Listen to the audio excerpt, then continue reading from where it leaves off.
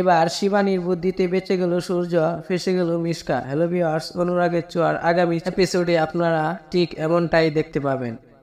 মিশকা কবিরের কাছ থেকে সত্যিটা জানার জন্য মরিয়া হয়ে ওঠে। মিশকা যায় কবিরের বাড়িতে। মিশকা কবিরের বাড়ি গেলে শিবানী মিশকাকে মুখের উপর কড়া জবাব দিয়ে দরজা বন্ধ করে দেয়। মিশকাকে বুঝিয়ে দেয় শিবানী সবকিছু এত সহজে জানতে পারবে না, আর দীপা সূর্যের কোনো ক্ষতি করতে দিবে না শিবানী। তারপর শিবানী কৌতূহলী হয়ে মনে মনে ভাবতে থাকে যে মিশকা কেন এ বাড়িতে এলো, কেনই বা কবিরের সাথে দেখা করতে চাইছে। তবে কি মিশকার কোনো নোংরা উদ্দেশ্য রয়েছে? মিশকা যে এখানে এসেছিল সেটা দীপাকে জানাতেই হবে। তারপর শিবানী ফোন করে সবকিছু জানিয়ে দেয় মিশকা আমাদের বাড়িতে এসেছিল এবং কবিরের সাথে কথা বলতে চাচ্ছে।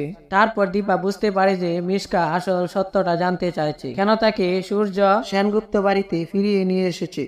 শিবানী আর দীপা যখন ফোনে কথা বলছিল তখন সূর্য এসে হাজির হয়।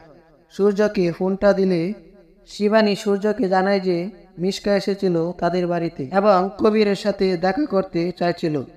তারপর শিবানী সূর্যকে সতর্ক করে দেয় আর বলতে থাকে যে তার আগের ষড়যন্ত্রের কথা, আর কবির আর দীপার সম্পর্ক নিয়ে মিশকা তোমাকে ভুল বুঝিয়েছে। মিশকা এখন সত্যিটা জানার জন্য মরিয়া হয়ে ওঠে, তাই মিশকাকে হাতে নাতে ধরতে চাইলে দীপার পাশে আপনাকে দাঁড়াতেই হবে। হয়তো আপনি আমার কথা বিশ্বাস করতে পারছেন না, কিন্তু আপনার বন্ধুর আসল চেহারা আপনার সামনে প্রকাশ পাবে।